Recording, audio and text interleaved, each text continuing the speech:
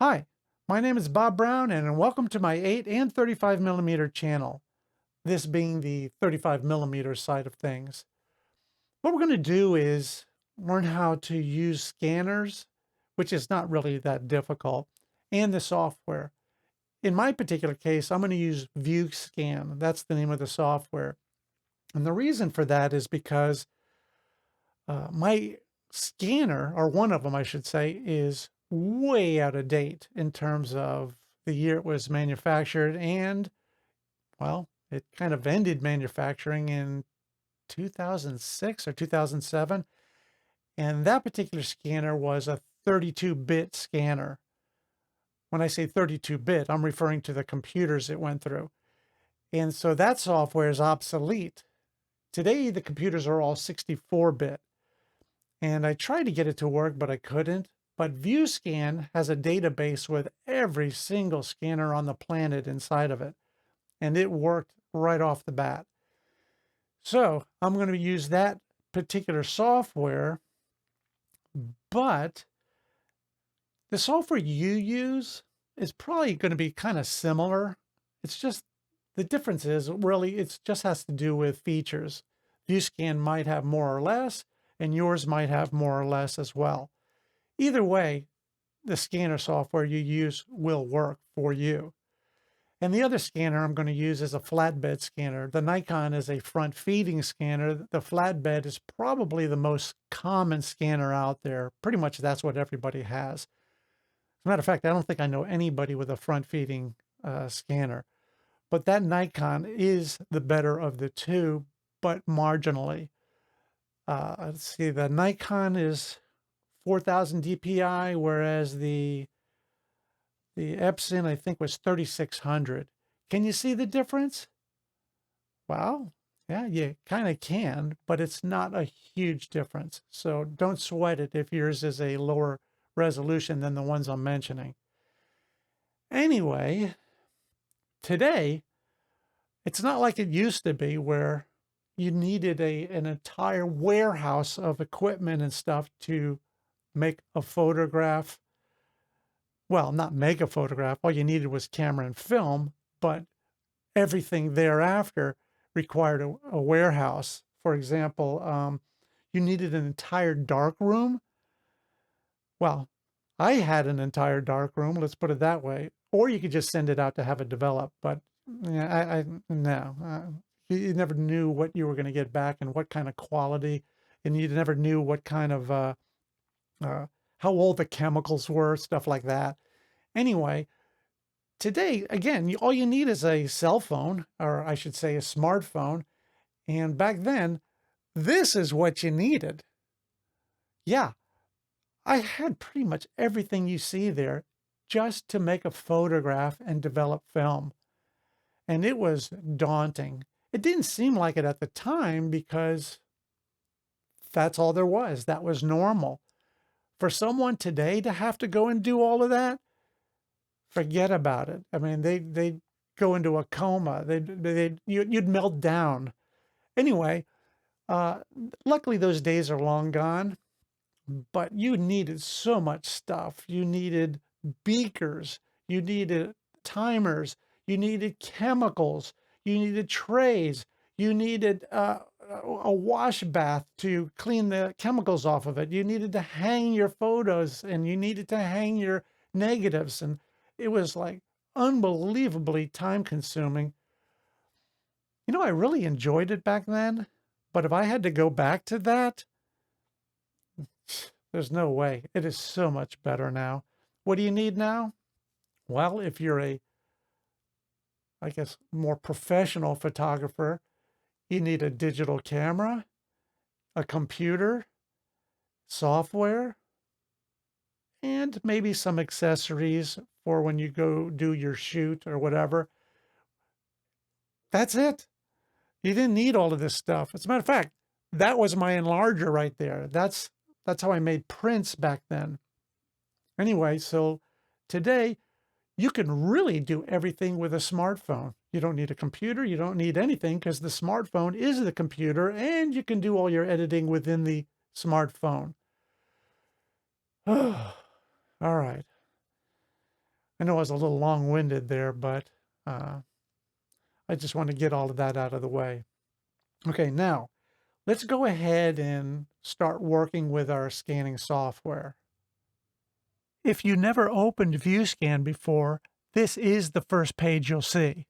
This is going to be a really quick overview of each page because we're going to go over everything more in depth as we do our scans. There's two tabs at the top left. We are currently on the input page.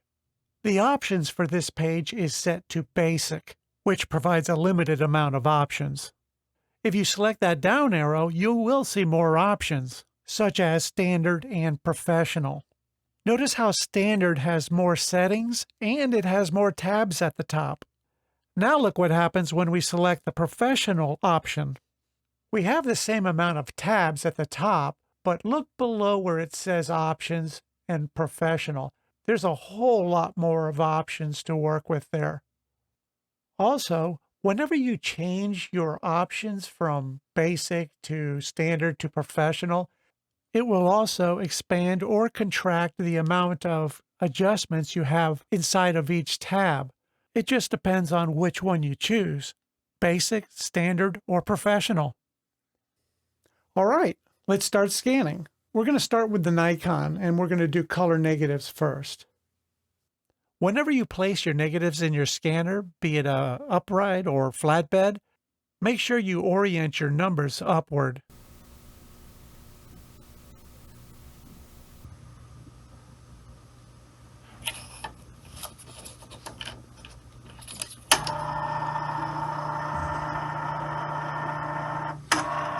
Inside of the Input tab, I set my options to Professional. It's just a personal preference. Now, unless you have this exact same scanner, you might see a whole set of different options under the Professional choice. You might have more options, you might have less options. It just depends on the scanner.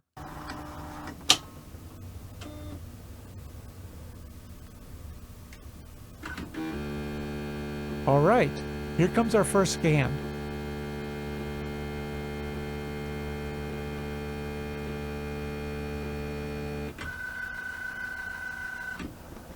Notice it's oriented in the wrong direction. That's a simple fix. Just go to the bottom here, select that circle with the left arrow, and that will reorient the picture counterclockwise. The other arrow does the same thing, it just does it in the other direction, clockwise. Or you can come up here, right-click, rotate left. It does exactly the same thing. Let's take a look at the color page. Personally, I always used Kodak film. I remember the state provided only Fujifilm back then, which was 1985. My personal choice of film was Kodak, which is why everything is set to Kodak here. We need to make the changes to match the type of film shot back in those days, at least at the Academy. So let's look down further, and we're not concerned with the slide vendor because these aren't slides. We want the negative brand, the negative vendor, and the negative type. So let's switch that right now to Fuji. And then we'll switch it to Super G. And the negative type was 200. Notice nothing really changed. And I'm not sure why, because one of the things I noticed, it doesn't really seem to change much when you change the film type, but anyway, that is the correct setting for film type. Now let's adjust the color so that it looks correct, as close as we can get anyway. So we're going to do that in manual mode. If you select none, this is what you end up with. If you select neutral, you end up with something like that. Tungsten, we don't want that. Fluorescent, this is clearly not fluorescent. We're outdoors. Night, that looks pretty good, I must say. I'm not sure why. Auto levels, looks pretty good. White balance, not too good. Landscape, looks the same. And portrait, looks the same. Okay, if we select manual, then we can do all of this ourselves. And let's do that right now. The image is rather green at the moment. I want to reduce that quite a bit. Right now the green's maxed out because the slider's all the way to the right, which is minimum color saturation. Moving the slider to the left increases the saturation, like I just did with the red slider.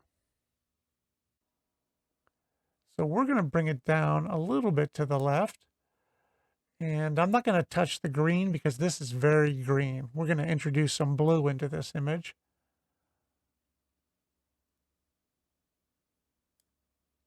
Well, and there you go. That looks pretty good.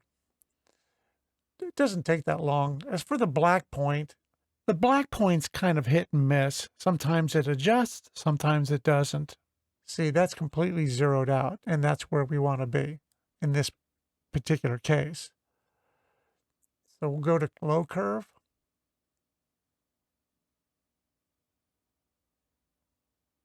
And if you can't get it to just pop where you want, just use the arrows up here.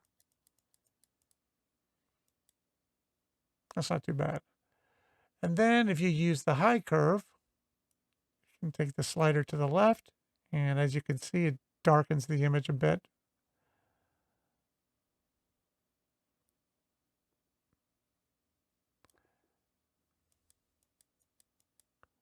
I'm trying to get it so that I don't completely blow out the image. I want to make sure this area here doesn't get blown out, and I'm trying not to turn his hair into mud. Remember, these are really old negatives, so they're not going to be perfect by any stretch. And we could probably bring up the brightness just a tad. I'm going to use the incremental adjustments here. That looks pretty good. Now let's take a look at this area here. You don't need to mess with this. I find that the 50% point, or 1, is correct. That's the luminosity, the brightness of the red, the brightness of the green, and the brightness of the blue. They all look fine to me. Let's look at the next adjustment that means anything to us, and that's the scanner color space. We're going to leave that at default. Printer color space, I always put, although we're not using a printer, Pro Photo RGB. That provides the best color space. The film color space, default. And then let's take a look at the output color space. Again, I'm going to select Pro Photo RGB. Monitor color space, Pro Photo RGB. And view color space, RGB, red, green, blue. Because red, green, blue makes all of the colors. Right now, the picture doesn't look too bad. We're going to fix everything, or process it, that is, inside of Photoshop in the next video. So let's now go to the crop page, because if you look here, these are all out of whack. Look at the gaps on them. I can adjust it here to some degree, but let's just look at the crop page. You can see the skew is, for whatever reason, set to 0.5. Just looking at this, it should probably be in the minus department. That will rotate the frame clockwise. So I'm going to incrementally change it to 1 and 0.1. And there you go. If you can see the space along the bottom is pretty even. Then we're going to pull that upward along the bottom edge. The left side, we're going to do the same thing. If there's a gap along it at all, don't worry about it. Just find the corner that doesn't have a gap. In this case, it's the bottom left corner. So there's a little bit of gapping here. Don't worry about it. You can always crop it later inside of Photoshop or whatever program you use. The right side looks dead on. And then the top looks pretty good. I'm just going to leave it alone. Now let's go to the filter. This is kind of where the magic happens. I see it set at restore colors. Let's see what happens if we click that off. One more time. I'm going to leave it off because, again, I'll fix it in Photoshop later. Now, here's where the magic happens, as I said. Infrared clean. See all these speckles all over it? I'm sure you noticed. You really can't not notice. And by the way, this is a low resolution image. We're going to bring that resolution way up in just a little bit. Now let's make this adjustment on the infrared clean. Select the drop-down arrow. We're going to select light. And boom! Look how that image cleaned up. It's like magic. If we go to medium, I really don't notice any difference. And then when I go to heavy, I'm looking around the image to see if I can catch something. Personally, I found it best just to stick with the light. Let's look at this off or none. It's a mess. And light. Not too shabby.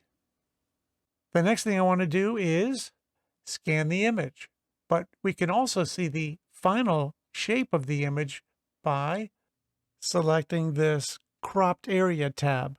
And there's our cropped image. Now let's go over to the scan button and select that.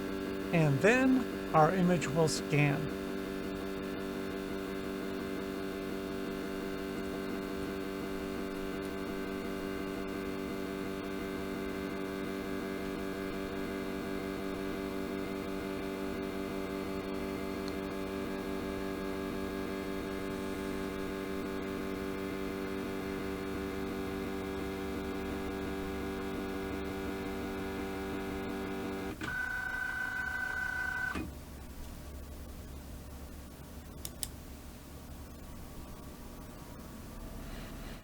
And there it is. Look how good that picture looks now. And the thing is, it's going to look better after we process this further in Photoshop. Notice, since this is a high resolution image now, we could see much more detail in the hair. You can see her name tag. Clearly you can see it along with hers. His is a little blurry, but that's because of movement he must have done. And this one you can see perfectly clear. So this looks pretty good. Once you finish and you want to eject your negative, simply go to the taskbar and select Scanner, Eject. That's it. Or skip all of that and just go Control J and Command J if you're on a Mac. Now we're going to make some adjustments for black and white negatives. To save time, I went ahead and scanned it, and we're going to be in preview mode. The purpose of this is just like the previous, to get everything tweaked so that when you get to your editing program, well, the only thing you're going to do is process it and finish it off there, which we'll do in the next video. On the input page, the only thing I changed was the name of the file, because everything is going into the same folder. I changed it to Miami Ship for Miami Shipyards. The image is oriented in the wrong direction. We need to move it 90 degrees counterclockwise. Just click on the frame. See, it's highlighted now in blue. With your cursor on the image frame, right-click with your mouse, select Rotate Left, and the image will rotate 90 degrees to the left. Or just do it the easy way. Select the Rotate Left arrow at the bottom, and that's it. We'll go to the crop section now and look at the changes. For some reason, and I don't know why, it's set at 0.25. That can't be right. I'm going to go to 0. Let's see what happens. I don't like that. I'm going to go to -1. That looks pretty good. Now we need to tighten it up a little bit. I'm going to grab this box, or this circle, I should say. And then I'm going to grab the bottom circle. And then the right side circle. And the top circle. I don't think this is perfect over here, so I'm going to open it up just a little bit. That's a lot better. The corner's really tighter now. It's never going to be perfect because the negatives themselves aren't really perfect. Now let's take a quick look at the filter page. Notice there's no infrared clean available. That's because the negatives are black and white. The main ingredient in a black and white negative is silver. The amount of silver or density of silver determines the ASA. The more silver, the lower the ASA, which they call ISO today. That silver wreaks havoc with infrared, which produces all kinds of artifacts in the image, and therefore not a viable option. Don't worry though, in the next tutorial we're going to go over methods to clean up images, both color and black and white. Now let's go to the output. I skipped over the color, we'll go back to that. Here's the other change I made. TIFF file type. It's no longer a 24 or 48-bit color image. I think I had it at 48. I set it to 16-bit gray. That's a super high quality gray transfer. I would avoid 8-bit. That's kind of garbage. That's like a JPEG. Stick with the 16-bit for black and white. Now let's go to the color page. I made some changes here as well, and I'll show you those in a second, but I'm going to go to the one that's the most obvious, and that is the output color space. I had Pro Photo RGB in that slot, but this isn't a color image, so I switched it to grayscale. There's the Pro Photo RGB. So we're going to stick with that grayscale. And that's the only thing you really need to change here, other than tell the program what kind of black and white it is. In other words, the film stock. If you remember, I said I used Kodak, specifically Tri-X, and that was because I got 2 extra stops by using that film stock. As far as the black and white brand goes, T-Max 400 is the closest to my film stock. On a side note, I shot that 400 at 100 ASA and then made some adjustments when I developed it. That way I could get better depth in the shadows. As for the black and white type, I just leave it at the default, the D76. Let's make some adjustments to make this image as good as possible for its final scan. The neutral red, green, and blue won't function because, remember, we're in grayscale. Grayscale has no color.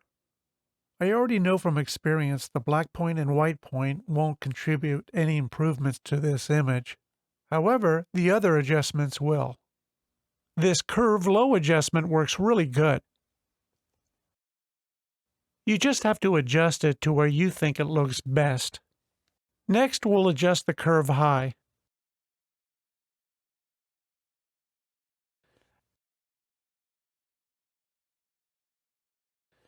And finally, you can adjust your brightness to your satisfaction.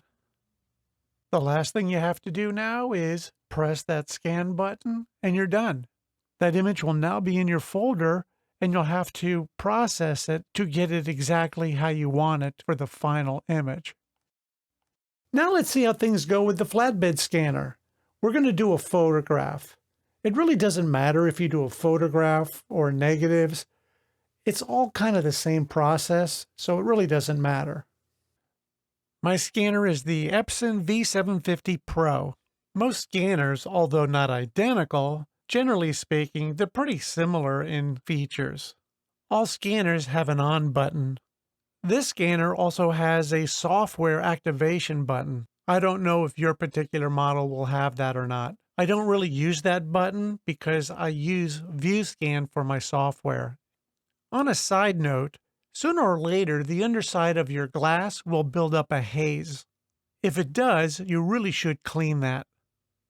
Check your instruction manual on how to do that. With mine, you pop off these 4 tabs. Underneath those tabs are 4 screws. Remove those screws and you can lift the deck at that point. But first you have to remove the lid, which pulls out real easy. Once you've cleaned it, then put everything back the same way you took it apart. For this demo, we're going to use an 8x10 photograph. Just place it on the glass deck and try to space it so it's fairly even at the top and sides. Don't worry about the bottom part. Doing it this way will help prevent any of your image getting cut off during the scan. Once your photo's in place, slowly close the lid. I say slowly because if you go too fast, there's a good chance of air getting under the image, which could cause your photo to shift. Believe me, that happened to me on more than one occasion, especially with negatives. This is the interface from our previous scanner. It was the Nikon. We need to switch over to the Epson scanner. To do that, we're just going to go to the source drop-down box and select Perfection V700. Here's what's inside the Epson input tab. Just so you can see the difference, to the right is what was inside the Nikon input tab. The Nikon clearly has more options, but the vast majority of them don't contribute anything for our purposes. Here's my settings for the crop tab, the filter tab, and notice the infrared clean feature isn't available for whatever reason for this Epson scanner. Here's the color tab, the output tab, and the preferences tab. Here's all of them at the same time if you want to use them as a reference. Here's the scan preview. We're in the crop tab at the moment, where I already made all of the adjustments. In this color tab, I didn't have to make any adjustments because the preview scan came out pretty good. We're no longer in preview mode here because this is the final scan. The image itself is in its destination folder. I did a real quick scan with the Epson scanner, and I used a 35mm negative, color one, to just show you the difference between the Nikon and the Epson. But, well, the short of it is, I think my Epson hit the crapper. I did some previous scans with some non-35mm negatives, and they didn't really come out very good, and I thought it was the negatives themselves. But after scanning them with the 35mm negatives, it just wouldn't come out right, no matter what I did.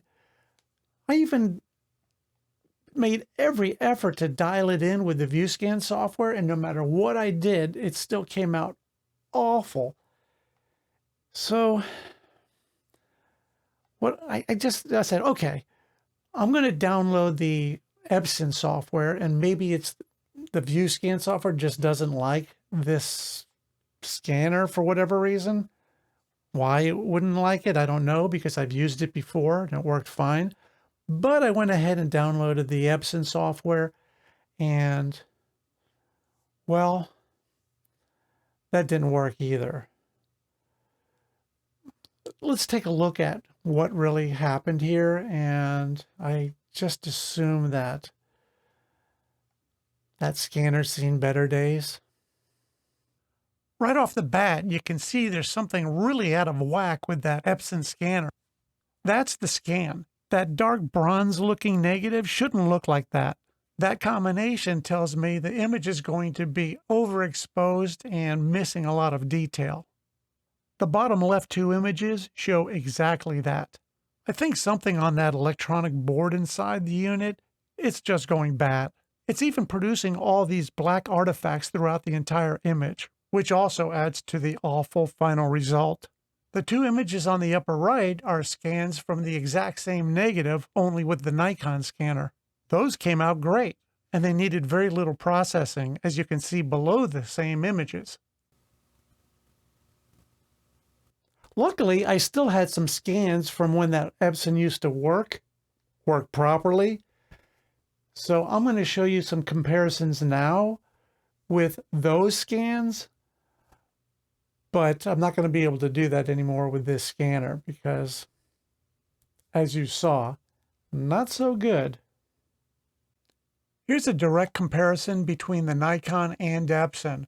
I took the Epson scan some time ago when the thing worked right. I can't quite remember, but I think I took this picture in 82, 83, 84, somewhere around that period. That guy was George Prince. He owned our gym. The main thing I want you to notice here is the comparison of detail. It's not a huge amount, but nevertheless, the Nikon definitely has more detail in it. Notice the letters on George's shirt even have more detail. They're just a lot crisper. Even the grass is crisper on the Nikon scan. And the same goes for the trees in the background. The Epson does, or in my case at least did, a pretty good job. These comparisons should give you a pretty good idea of why I bought that Nikon scanner. Okay, I think that was a pretty good comparison between the Nikon and Epson scanner. Epson being the flatbed scanner. The Epson did a really good job. Well, it did when it worked. It's kind of history now, so I dumped that scanner. I'm recycling it, as you will. The Nikon did a great job. Of the two scanners, you can clearly see the Nikon is the better of the two.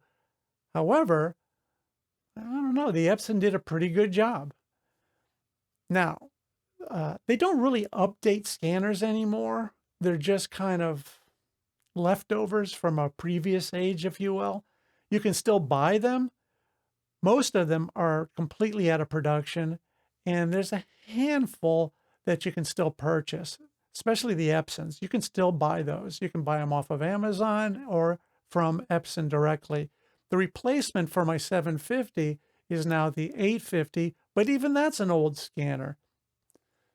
Anyway, you should also know that these scanners, almost all of them, come with a program called digitize. I didn't use the digitize because, frankly, I don't really like it very much. I prefer the infrared clean inside of the ViewScan software, and I also use Silverfast when needed to also help clean up my images. To me, those are better programs. Anyway, I don't use the digitize. Whew. By golly, I think I'm done. This video is a little longer than I planned. And oh, by the way, I did purchase a new scanner. It's not the one I really wanted, but the one I wanted out of production, and I just can't find it. Well, I did find it, but it's only used, and it's only one particular model. Anyway, I just didn't want it, so I ended up getting the V600 Epson. The V600 is pretty much the same quality as the 850. However, it's 1/4 the price. I don't know why anybody would spend, what was it, $1,300? I think it was $1,300 for an obsolete flatbed scanner when you could spend 1/4 that and get the same quality image from the exact same company. Anyway, I'm going to do some new scans. I'm not going to do it on this video. I'll include some of those in the next video, which leads me to the next video. The next video is going to be where this one left off, and we're going to process our images. We're going to do a couple of the ones we did in this video, and then on top of that, I'm going to add a couple of more, and we're going to learn how to fix them and despeckle them and solve problems with blown out areas and how to repair them, if you will. And we're going to do all of that. It's not going to be a lesson in Photoshop because I don't think I'm going to live long enough to be able to do a full lesson on Photoshop because it's such an expansive program. However, for this endeavor, you'll be able to get pretty much everything you need to know in order to take your pictures from unprocessed to fully processed in pretty much any kind of image you do. Oh, all right. Let me see. Anything else? Yeah, here's what else. End this video. Enough is enough. This is kind of coma-inducing information, but if you need to know it, you need to know it. All right, well, hopefully I'll see you in the next video, and thanks for watching.